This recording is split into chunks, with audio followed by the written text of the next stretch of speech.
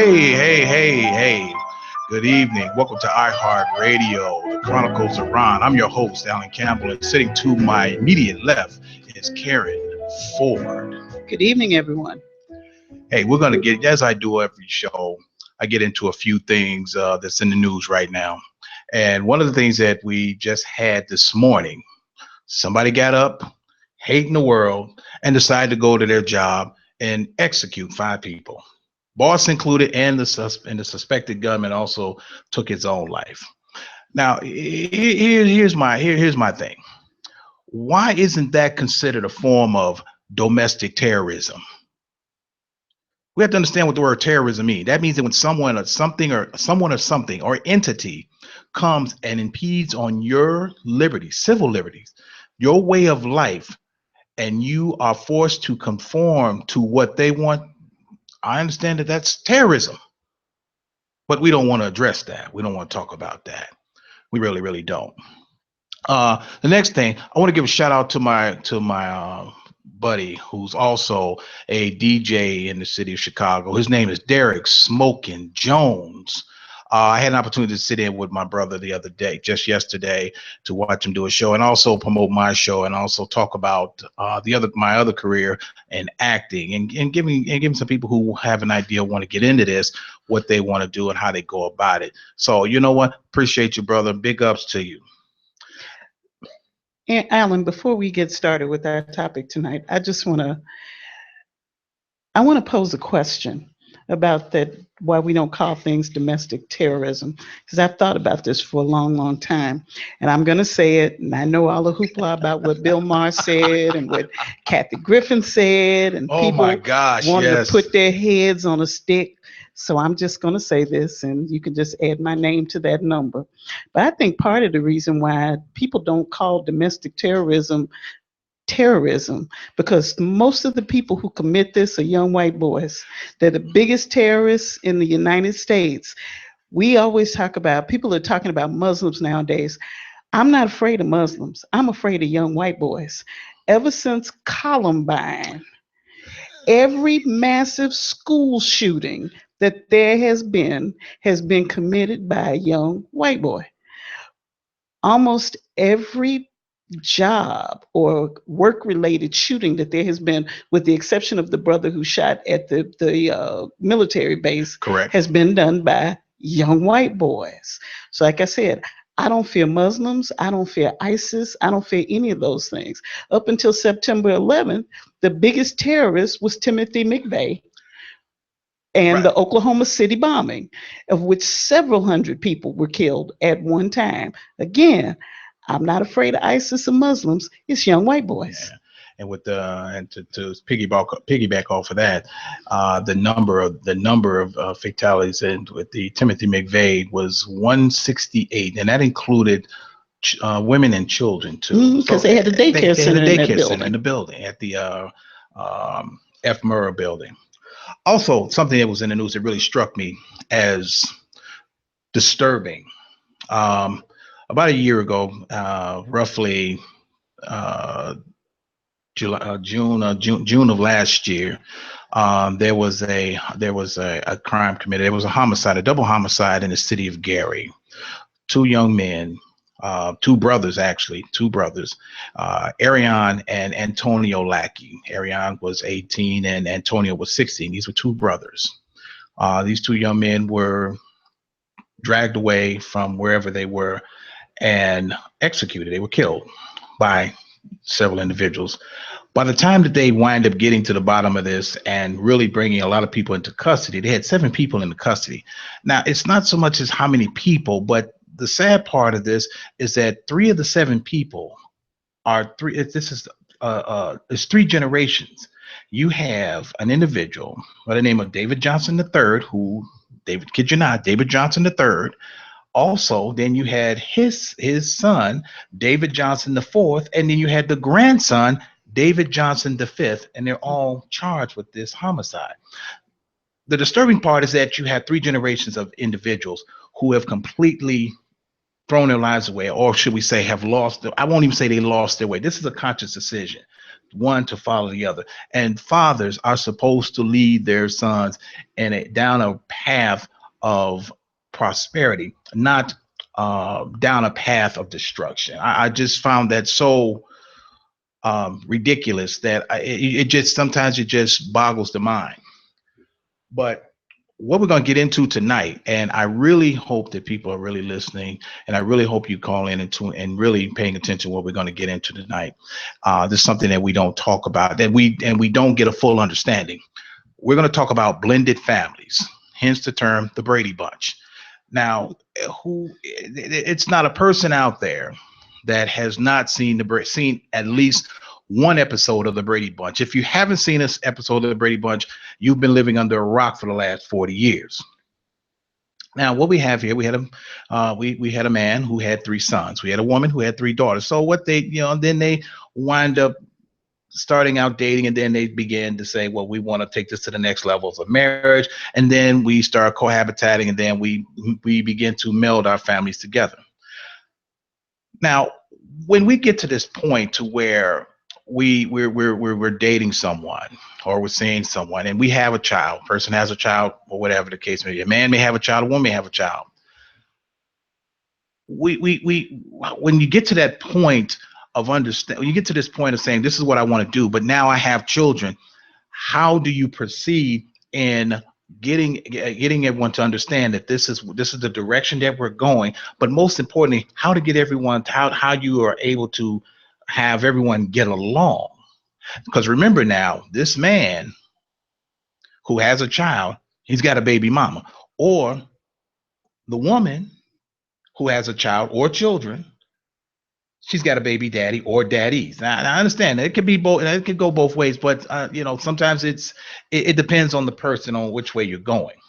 So once we get into this part of how do we negotiate this, how do we navigate through this to say, okay, this is what I have to do. I have a child. Now, for some men, when they hear a woman that she's got a child or children, it pretty much scares them off, because in their mind they're thinking, oh my gosh, I'm gonna have to help her take care of these kids, or I'm gonna have to do a whole lot more. Now, on the flip side, you have some women that are looking for a man to become those children's dads, to replace the one who either left or didn't care.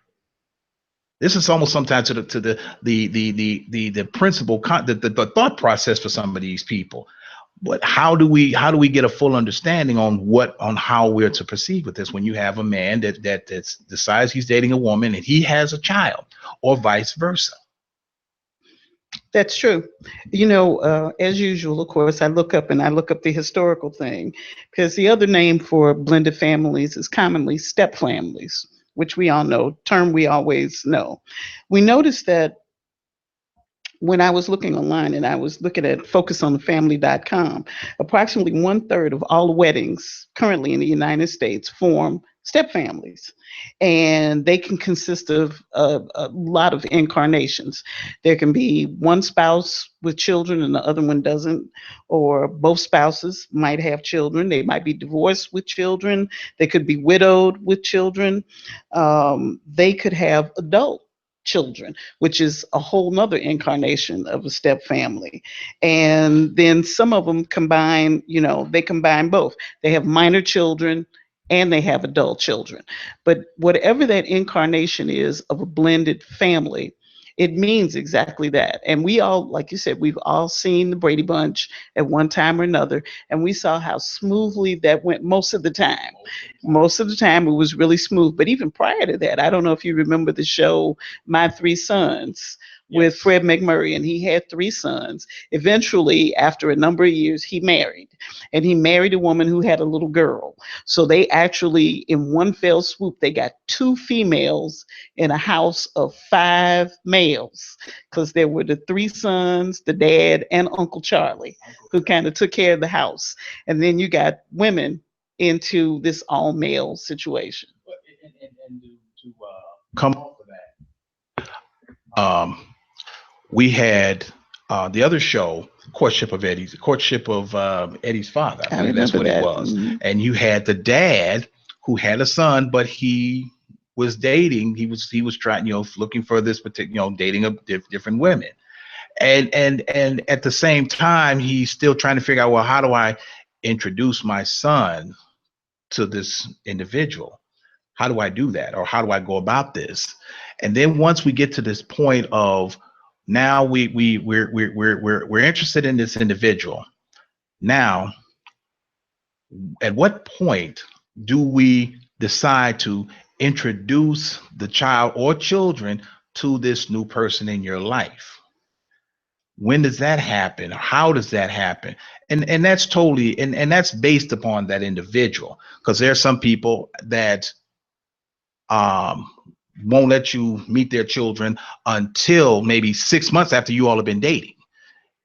In some cases might be a year, and that's only because that person is being very protective, and most, not only protective, but being very selective, because if this turns sideways, they don't want to have to explain the situation to the child, because now we have to take in consideration that children um, are very impressionable, and they mimic what they see. And then depending on where that child's mindset is, they may gravitate to that person. And then you have a problem where it doesn't work out between the two adults. And now you have another problem with trying to explain this to the child. That's why sometimes it's very important to how you introduce your children. In this point, when you can't introduce your children to everyone.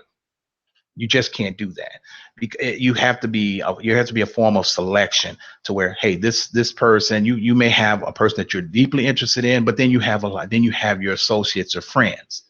You have to understand. You have to navigate that. And it is a difficult navigation. I had told you when we were discussing this topic, I come to this from being a child or being a person who entered into a blended family. My mother died when I was 6. My dad remarried when I was 17. So I was just about grown, and so was my stepbrother. But I got, for the first time as an only child, I got a brother and a stepmother. Then I married a person who had adult children, and I brought into our relationship a minor child. And so the relationship that I have with his adult children, um, since they weren't in the home and none of us ever stayed in the home together, was very, very different than the relationship he had with my child, because my child was 8 when we got married. Like you talked about, not, about how you introduce somebody to your child. When I was single, is when my son's father and I stopped seeing each other. I went 3 years single as a single parent, not dating. My son met 2 of the people that I dated in 3 years. He met one, the second one I actually married. So he only met 2, because I went on lunchtime dates and all the rest of the stuff, simply because I felt that meeting my child was a privilege. It was not something that you just got off the bat because you were No. seeing mama. You had to earn the right to meet my child, and you had to be around a while. And I had to know you were going to be around a while. But more important than that, I had to know that the man that came into our lives was going to accept both my son and I. And that's very, very important. You hope that when you marry someone and you make a blended family, that this person will be able to establish a relationship with your child that is outside of the 3 of your relationship, that they establish an individual relationship with that child. Because legally, and I did look up the legal ramifications of this, legally, a step parent has no rights with a minor child, not unless the other parent signs them over. They have to Right. sign them over. They have to give them guardianship or whatever. So that step parent can't do medical care. They can't do anything unless there is some legal document that says that that person has either illegally adopted that child or that they have guardianship for that. So the step parent thing is not as easy. And even if you've been in that child and you've been taking care of that child for a number of years, legally you have no rights No. unless you've established something legally that says I have the rights to this child. So it is a very, very, very important step that you take when you start blending families, especially when you have minor children. Yeah, correct, correct. And I do agree with that. You have to. There's certain yeah, you have to extend. There's a part where you have to establish certain boundaries, certain responsibilities, certain rights that you're going to give this individual, and that is that's the trap door that a lot of that when you begin to blend families, that they are quote unquote step parents, step children, and it can cause a problem. Say that the biological parent or the parental parent can't get to the school. Well, if you're not on the emergency contact list, or is listed as an emergency contact, there's absolutely nothing you can do. Absolutely nothing. And then you're spending all this time trying to locate this individual. For whatever reason, you can't contact them. They may be at work, or they may not be in possession of their phone or whatever, but that does cause a problem. There are a lot of ramifications that go into when you are developing a blended family. One of the other things that happens is that when we get to the part of responsibility, such as how much can I say to this child without the other parent being on the defense, or taking an offense to you saying something to this child, if it's concerning right or wrong. How do you That's one of the other things that sometimes poses a problem. Where does the line where does discipline come in? Where do you draw the line? Can you physically discipline this child? And he like and we're talking about minor children. And then as we get to the minor children, as we go past the minor children, then we're getting to the teenagers, then soon to be young adults, to where now you're trying to figure out some form of discipline, even though this child may not be yours, but this child is completely um, beside himself, or being or more. And what we sometimes get to is a lot of this being is the parent being the child being disrespectful and disrespecting the parent. And then the step parent steps in to intervene to say, hey, you can't talk, don't talk to her that way, or don't talk to him. And then you have this child that instantly will say, and some of them will say, you're not my father, Oh no, or they you're not all say well, it. yeah, well, no, They that's all absolutely say correct. it. That is the and sometimes it can turn sideways, because the moment that flies out of that child's mouth, now now you up on your high horse and say, okay, you're right, you're absolutely right, I'm not your father, you deal with it. Or I'm not your mother, you deal with it. That person may leave, or they may, that may be the straw that breaks the camel's back. Okay, since you feel that you don't need to, you need to respect me, we're gonna have all kinds of problems. And then that creates a maelstrom of confusion inside the home. Even though this parent has done all they can, and they have done nothing to give this child give that child a reason to completely say what they say. Now, and only because now we have to also deal with the fact that this child, or the children, are feeling some kind of way because the other parent is not there to teach them, to show them, to nurture them, to give them things. So now they resent someone else coming in and taking their place. Yeah. That happens quite a bit. And there are ways to, and we'll probably talk about that later, ways to deal with this. But one of the most important things you were just saying about the parent who's not there, the non-custodial parent. Non-custodial. One of the things that the non-custodial parents, unless of course you're widowed or a widower, if the non-custodial parent has to remain in that child's life, a lot of times the statistics have shown that if they're the non-custodial parent, particularly if it's a dad, they drop the amount of time that they spend with that child by half. And unfortunately, that's the time when you really need to be in that child's life, not so much so that you are arguing with the husband, but so that the child understands that yes, My dad is still in my life, but my dad is also teaching me respect for the man who's come in and married mom.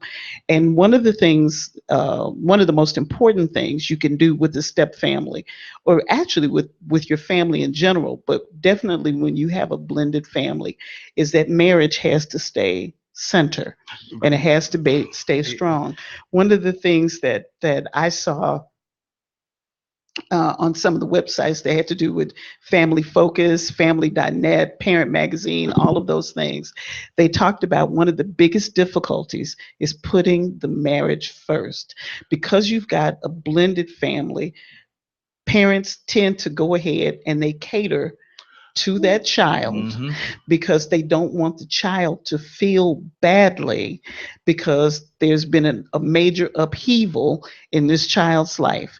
But you have to understand that if you don't put that marriage first, then you cannot create a sense of normalcy in that house.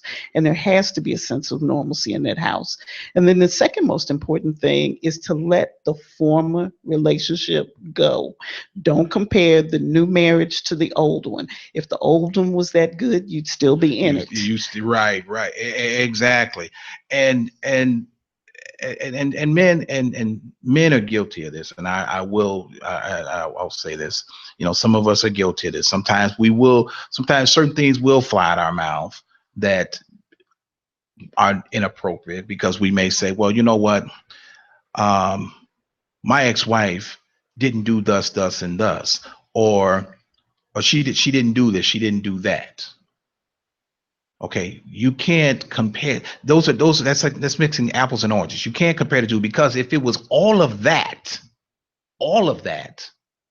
you would still, like you said, you would still be with her. Or, you know what, he didn't do. He. You know what? That's not what he did. That's not what my ex-husband would do. My ex-husband would do this, this, and this. Now, here's the thing. Now, for a man, for that, for someone to say that to a man, now it's a it's an attack upon his manhood. At the same time, if she's saying that, she's saying, and sometimes women tend to say things that are a little bit reckless, very reckless, and not realizing that it is a form of recklessness. But sometimes we have to understand, it's not them saying it to be facetious or to be hurtful. It's just something that they tend to say in the heat of the moment. And as men, we have to understand that. The same thing with working with another individual's children, soon to spouse or soon to be spouse or significant other. We have to figure out how, you have to understand how to work. And here's the other thing too, is that when you are coming into a relationship with someone who has children, and you begin to work as a family, that custodial parent and this is only my opinion. This is what I believe, because see, I was fortunate enough to have to, all my brothers and sisters, we all have the same mother and father, so we're not blended. We're all one lineage. But outside of that, and I speak for myself and my brothers and sisters, is that some of us have um, we have blended families, and as well as and my children, they also have blended families too. But and with that being said, and teaching them, listen, this is what you do. Okay, you're coming into the relationship, you already have a child. It is your responsibility to make sure that that child is brought up in a way to respect not only you, but to respect the person that that comes into their life, that you planning on spending time with, maybe even spending the rest of their life with. There has to be a point, there has to be some responsibility to where you making sure that that child does not get out of hand, to where it creates a problem too. So when person A and person B decides to get married, and like you said, the marriage portion has to be the foundation. That has to be the starting block, to where everything else falls in place right behind it. And that includes when you're bringing a set of children together to make one family unit. The other thing, when we have children, other children that are coming together with other children, there cannot be, well, there has to be a sense of establishment to where every child is important. Every Hmm. child has to feel that they have a level of worth, a level of importance. We all sometimes, and parents tend to favor one child over the other, which is wrong. Is wrong. And if you're doing it in front of other children and they see that, and children are they're very clever. They can see it. They may not say it, but they can see it. You have to treat each child equally, fairly, so one doesn't feel that he's being cast out. You have these children coming together, and using the Brady Bunch as an example. The episodes, they showed that family as a unit. They didn't show that it wasn't where one child was better than the other or one child excelled further than they didn't. They had their arguments. So naturally, they had to put the few arguments and disagreements in there to make it believable. But at the same time, they were showing that was almost a blueprint on how it should go. It doesn't always go that way. And even with that being said, too, when the children grow to become adults and they don't feel a sense of worth, or they feel that, hey, or one child will throw out something such as, you know what, that's why we got, that's why you got different, that's why we got different daddies, or that's why your daddy's this and my daddy's that. See, you eliminate that when you make each child feel that they're just as important as the next. I mean, I can't begin to tell you how many times I've even seen that, or even had to get into a conversation and say, those are not the things that you say. And that second, you being the parent, it is your job, it's your duty to make sure that this child, even though this child, are you married to this person? Yes. It's your job to make that child feel just as important as your own blood. Very important. And one of the ways that you can do that, or that we can do that as a society, is to get rid of the term step, because the actual term comes from an 8th century Old English Latin term, and it means orphan. It comes from a word that means orphan. So when you call somebody a step parent, you're really calling them an orphan parent. And actually, even the legal term for step parent is legal stranger, uh, if that makes any sense at all. But one of the best ways to help to start establishing that relationship within a family is, like I said, is to simply stop using the word step. I have daughters, and my husband actually has, uh, when he married his first wife, she had a child already. Mhm. She had a son. Then they had 2 children together. They got divorced, and then he married me, and I had a son. So he's got 2 stepsons, 2 daughters. I refer to those 3 kids, his previous stepson, his previous stepson, and his 2 daughters, as my children. So when somebody asks me how many children I have, I say 4: 2 boys, 2 girls. Yeah, and that's the same thing that I do. Hey, but you know what? We're gonna take a little musical break here on the Chronicles of Rohn at iHeart Intellectual Radio. I got to pay some bills relatively quickly here. Nubian Beauty of Hair. Check out their fabulous products. You want to see some of this? Go to their website at luxuryhairdirect.com/buy by/Nubian 4. Also, we're going to be taking some calls when we get back at 708-223-8953. That's 708-223-8953.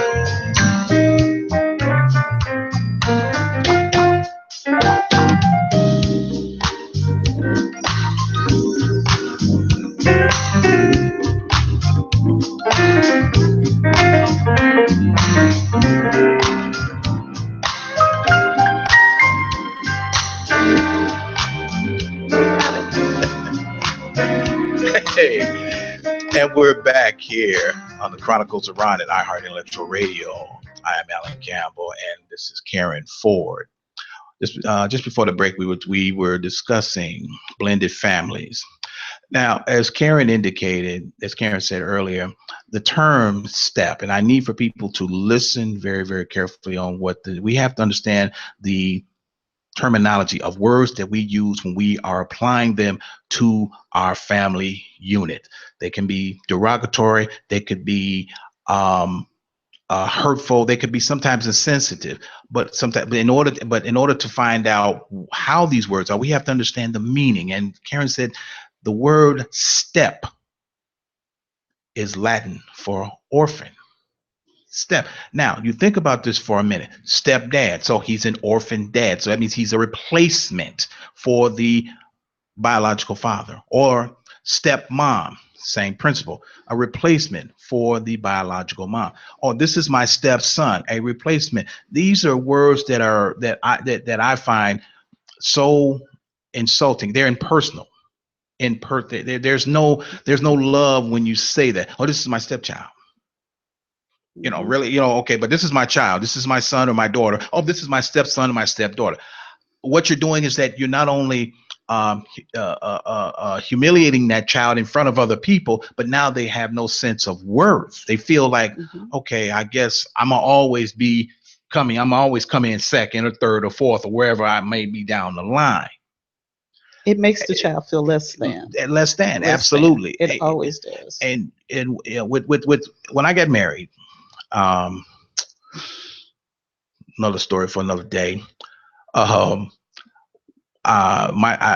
family was blended. The woman that I wound up marrying, she had a child, and out of that, we had three children. We had 3 children together, and subsequently, there's the blended family. And so when it didn't go the way it was supposed to go, and so forth and so on. But then as other children begin to come in, I made a point of saying that I will never use the word step for any of my children. You're all my children, all of you, because I'm not going to do for one that I wouldn't do for the other. And even to this day, they understand that. They know that. And the mothers and the mothers know this, that hey, they're not stepchildren. These are my children, because there's nothing I wouldn't do for them, because that is how I do. That's the way that I do things. And also I grew up watching other children get put in that type of position to where they were stepchildren, and they felt less than worthy, or they felt ostracized, and even some of the kids that I grew up with, when they felt that way, and it was the way the parents treated them, just deplorable. And I said that if that should ever happen, I would never do that, because I understand how that works, and then you have to understand how that child's mind is working, and most importantly, how they are being perceived as that child, or as a parent, or how that parent is being perceived. If you're not making it clear to the child, hey, you take a few minutes. You take a few minutes and you sit down and you talk with that child, and you let them know that you are just as precious to me as this one here or that one there. There's no difference between either, but I'm not going to make any differences. If I go to the store and I buy, if there's 6 of you, 7 of you, if I go to the store and I buy a candy bar, I'm buying 8. I'm buying 8 candy bars. I'm buying 6 for y'all, and 2, and then 1 for your mother. So everybody feels equal. And that equality not only extends to that, but it has to extend also in the way you treat children, especially when it comes to discipline. Everybody has to be disciplined the same because way. You can't say, well, if you have kids with the person who brought a child into the family, and you discipline the ones that you have with your spouse, but you discipline that child differently, or you let that child get away with murder because the mother or the father disciplines differently, it causes all kinds of mess. So there's not having that term step, and not using that term step, and treating each child equally when they're good and when they're bad. Right. Exactly. Creates harmony, or it helps to create harmony in the household. And it's really important when those children, when you have minor children, and definitely as they get into the teen years, which is the years when children really test you. And folks, if you believe they don't, I tell you, they do. And when you have, more males in the house than females, or more females in the house than males, it is a battle. It is a battle with your natural children that can be compounded when you have a blended family. So there needs to be that level of equality. And just to extend that further, it's even just as important, if not more so, if you're coming into a blended family and you have adult children, because Yes. adult children can wear on that marriage in a much, much, much more different and insidious way than the minor children. Because the minor children, you can punish, you can send them to their room, you can punish them, you can do whatever, which you don't have the luxury of doing with your adult children. So they have little insidious ways of trying to separate things, and trying to and playing both ends against the middle, as we used to say. And I'm glad you brought that when you said adult children, and it brings me to a funny story. This was when I was in my teen years, and we and we went to a function, and for whatever reason, it just seemed like these we went to the function, and somehow or another an argument ensued, and somebody jumped up and said, that's why, that's why we got, that's that, y'all been treating me this way because we got different daddies. Now I'm in my teens, and I'm thinking, like, where in the world did this come from?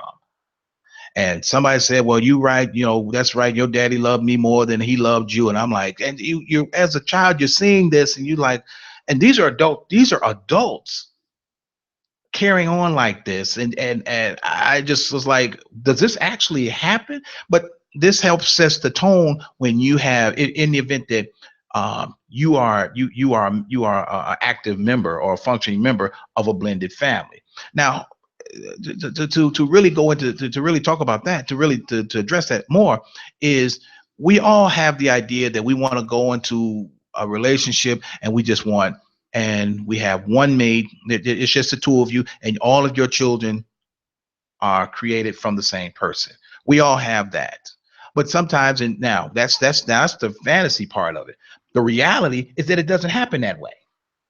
That's the reality part of it. So when you realize the reality part of it, now you have to make slight adjustments. Okay, this is what we're going to do, how we're going to go about this. I'm going to wait to introduce my child to this woman, or I'm going to wait to introduce my child to this man until I know that this person is on the up and up. He's not, he's not some loose cannon jackass running around the city, just doing good knows who knows what. Or she's crazy or deranged, or losing her mind and breaking out car windows, or cutting tires. You want to make sure that this is the person that you are introducing your child to make sure that this type of you want to be sure, to where, okay, I don't want to have to explain why this happened, or why is this person acting the way that they are. When we get to the adult children, or even teenage, then we go from teenage to adults. Now you have this, you have, say, for the example, you have three male children, you have two girl childs. Now the boys are getting older, but now the boys are, hey, they feeling themselves, they smelling themselves. They like, okay, you know what, this didn't, okay, and you get one on the side, he's going to come in at whatever time he decides. Hey, look here, man. I thought we had an understanding that you don't come in my door, you don't come in my house at 11:30 like you pay the rent. And he decides, well, you know what, you just a guest here, man. Now there's a problem because now you gotten in your mind that, hey, I feel like I'm old as he is, and I can go. Well, no, I mean, I, it just doesn't work that way. That's just me. Hey, you want to try something like that with me? I tell you two things. You want to pull that? There's two ways you can go out of here. You can go out the window or the door, or feet first. It's your choice. Not gonna be. We not. It's not even there. There is. We're not gonna have. It's not open for discussion or debate. Or we're gonna get a clear understanding on how things are going to go. The flip side, then you got the girls to where they do the same thing, but then at the same time, they're gonna be cool about what they're gonna do. You know what? They may address the mother. Well, you know what? My mother was blah blah blah. My mother wouldn't have said this, or my mother wouldn't have done that. Remember, you just here to replace my real mother. Because my daddy don't love you. Like, where do you think yourself? Where do they get to? But see, this is the part of where children. We have to understand that our children will try us. Will try us. And I know I did. And I did the same thing. I tried my old man. I trust me, I did. And when I say I tried him, I tried him. It didn't turn out too well on my end. I guarantee you that, because next thing I remember that I said something to him. I went through a door, and then I woke up under the bed. That I do remember. But that's the point of what will happen. And we have to understand that we will do that. Children will do that. And we have to prepare ourselves. We have to prepare ourselves mentally for this to happen, so we are able to manage this, because we know this is coming. When you have blended families, where especially with teenage children and moving into adults, this is the gateway that you are slowly but surely approaching for the challenge. I'm going to challenge him to see if this person is man enough to take me on. Well, you can try. It's not going to end too. It's not going, like I said, it didn't end too well for the coyote. It really, really didn't. But when we get to this point of responsibility, who does the discipline? How do you discipline another person's child? How do you do that? That's a conversation that the two adults who decided who are going to be together should have a strong understanding about. Now, if this person knows how you are, how you act, or how you administer discipline, to where they've watched you do it and they've watched you administer discipline to your own children, that's not really a good measuring stick. You have to really get into some serious conversation, because there are some people that don't want that to happen, or don't that won't allow that, because some people will say, I don't want nobody putting their hands on my child. Now, this is the absent parent. I don't want nobody putting their hands on my child. Mm-hmm. Well, you all have to understand. You got to understand. Hey, now what happens is that this child is now under someone else's roof, and they decide that they want to they want to call the shots. It doesn't work that way. There has to be some form of understanding. There has to be discipline on how things are to function. Like I said, it's going to be three ways: either a door or a window, or feet first. It's your choice. Well, that's one of the reasons why when you make these decisions, you make the decision to marry, you're going to blend your family. There are things that need to be discussed first. And as important as it is to plan the financial burden, because finances are going to change. Correct. The living arrangements are probably going to change. Either two people are moving into one house or the other house, or you're buying a house, but the living arrangements, you have to resolve those. And you also need to resolve how you're going to discipline the children, because some people spank, some people don't. Some people have to deal with the non-custodial parents saying, as you said, I don't want anyone putting their hands on my children. And if you're going to be in that child's life 24/7, and the non-custodial parent is going to be dropping in and out, then obviously you don't want that child or that boy rearing up at the age of 16 and thinking that he's going to lay you out. Now, girls, as a girl, I'm a little bit different. I did all my dirt before curfew. So by the time I got into the house, I was all done out. So nobody had to yell at me about curfew, because I'd done all my dirt before then, which is a lot of times the difference between girls and boys. Right. So exactly. You have to do that. And you also have to anticipate that there are going to be some changes in parenting. But again, you have to do the same thing with the blended family that you would do with an initial family. Right. And that is, you've got to make the decision how we discipline. And then you both have to be singing from the same page, because children try you. Your natural children try you. If you're in your initial relationship, children always play one against the mother. Ask mama. If mom gives you an answer that you don't like, then you ask dad. figuring, and girls will wheedle on dad just like boys will wheedle on mom. So you have to be as stringent and as strong in that blended family as you would be if all the children were your natural children. And again, also remember that sometimes you have a blended family and then the two of you have children together. So Right, now right, you've right, thrown right, right. another wrinkle into it. So I was just thinking of a better example of what a modern blended family would be. And the only thing I can come up with right now is the show Modern Family. And it is simply because it covers different ages, different sexual orientations, different ethnicities, and all the rest of this stuff. Because you have a child who is calling his adult siblings by their first name when the kids have to call uncle and aunt so and so, but this child doesn't because he's a brother, and even though he's younger than all of the other kids. So it's an interesting dynamic. Is it, you know, is it a fictionalized account? Yes. Is it a really nice account? Yes. They do have their issues, but overall everything is over in 30 minutes and everything, and we're all singing kumbaya. Kumbaya. But the thing of it is at least it's a little bit more reflective than what we used to have with My Three Sons and the Brady Bunch. But regardless of the age, you have to remember the younger children are going to try you, the teenage children are going to try you, the adult children Uh, are going to try right. you. And you have to remember that you have to deal with them appropriately at the age group there where they are. But remember that the spouses have to be singing from the same piece of music at all That's times. right. And to give a good example of a blended family that's now condensed, Kurt Russell and Goldie Hawn, Mhm. because here Kurt met Goldie early in life. Kurt had children.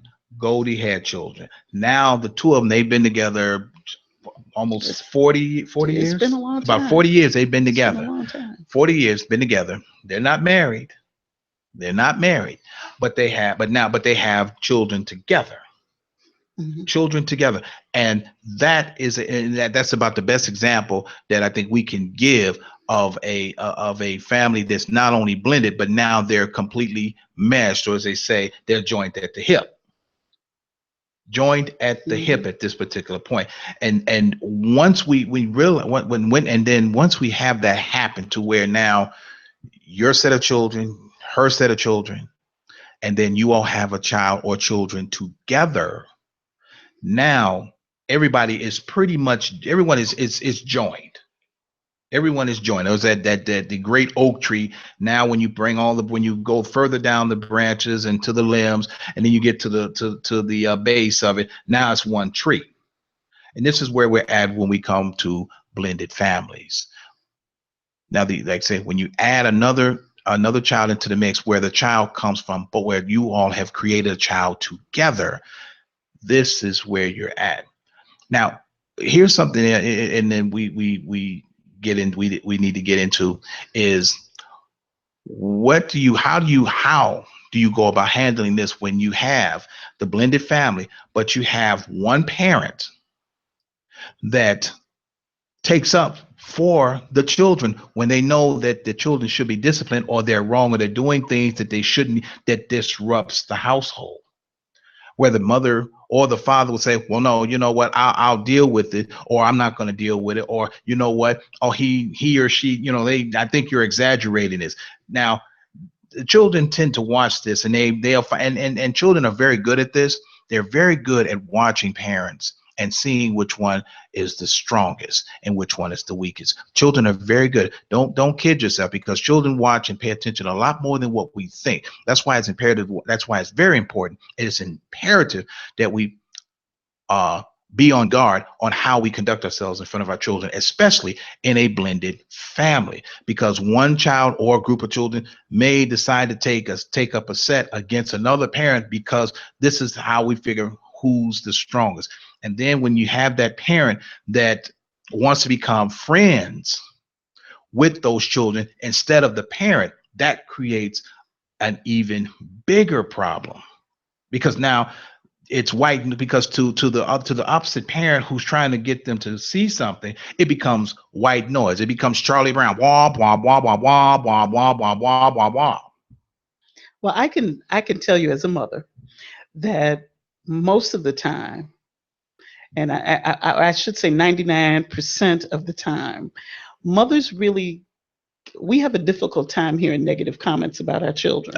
And it doesn't matter who it comes from. It can come from the teacher, and it can be especially difficult when it's coming from this new dad in your child's life, regardless of whether or not you have girls or boys. It is really, really difficult for us. And part of the reason why it is difficult for us is because we take that not only as a criticism of our child, but more importantly, we take it as a criticism of our parenting style. Exactly. I know that happens. I know it took more than a year for me to come to terms with when my husband would say something about my son not doing something or not doing something properly. And my hackles would get, they just get You up. get you become defensive. Because then I'm thinking, well, no, that's not true, because I know that I taught him thus and so, and you're telling me that I didn't. And now I'm angry because I know what I did. But it took me more than a year to recognize the fact that it was my son who was causing the problem, because he was pitting us against each other so he could get out of doing what it was he was supposed to do. And I mean, it wasn't something, it wasn't something monumental. It was just something as simple as putting away his clothes. And I was thinking to myself, well, no, he knows how to fold and put away his clothes, because I taught him how to do this when he was a young child. So I know he knows. So don't tell me that he doesn't do such and such. And like I said, it wasn't an indictment of my child. I just took it as an indictment of my parenting. And it took me a while to recognize that this was my child's way of pitting us against each other, because in most things we were singular in that. But again, it was simply because he was a minor child, Mhm. and also because his father was around for a little while, and then eventually he dropped out. He dropped totally out in 2 years time. My son hasn't seen him since. Mm. But for those 2 years that he was kind of involved, and he'd come and he'd pick him up over the weekend, I knew that he was giving my son, the fifth degree. Well, what do they do this? And how does this go? And all the rest of stuff. And so my son had a different attitude every time he'd come back from being with his dad. Then it was like we had to start all over again. But again, children, like you said, children test you. They try you. And if you think they don't, just listen to them sometimes. If your child's on the phone, or if your child's playing with other kids, listen to the way they speak to other kids. Listen to the conversations that they have. And you'll hear that they really are paying attention. They're little Mhm. sponges. Yeah. Oh, They yeah. pick up everything. And so also too, when you're in a blended family, make sure that you don't say anything anything derogatory about the non-custodial parent. No. Never do that, Mhm. because the child picks it up. It makes that child feel badly. But more importantly, you have to remember the child didn't pick that parent. You did. It's not the child's fault. You don't get mad at them and say, you make me sick. You look like your daddy. But the kid didn't pick daddy. You did. So Yeah. there's no reason to be angry with the child. Even if you think daddy is a deadbeat, if you think he is the worst thing walking, or you think she's the worst thing walking, don't say it. And definitely don't say it in front of your child, because it causes problems with the non-custodial parent, and it causes problems with the step parent, or the parent that's come into the household.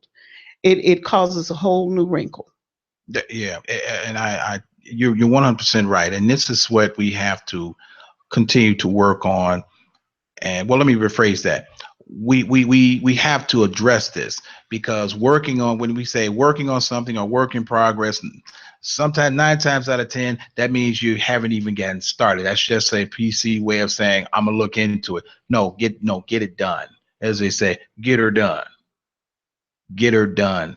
This is where we have to understand how to reinforce our own community of families and family values on starting at the top and working our way down, letting it filter down. Hmm. You can't be the type of parent to where you get upset with the non-custodial parent and you begin to say horrible and facetious things about them to them or around them, or even and certain things you don't even discuss with the new person in your life. You don't say, you know what, this he really wasn't this, he really wasn't that. That's not for them to know, and that's not for you to say, and vice versa. Man, you don't just you despite regardless on how you may have felt about this woman, because remember now, you all have children together. You were the one that laid down with her. So apparently something was working then when you all laid down. But now all of a sudden she's this hot bag of garbage, and vice versa. Women, ladies, when you don't do that either, because apparently you saw something that he did something or said something that straightened your hair and curled your toes.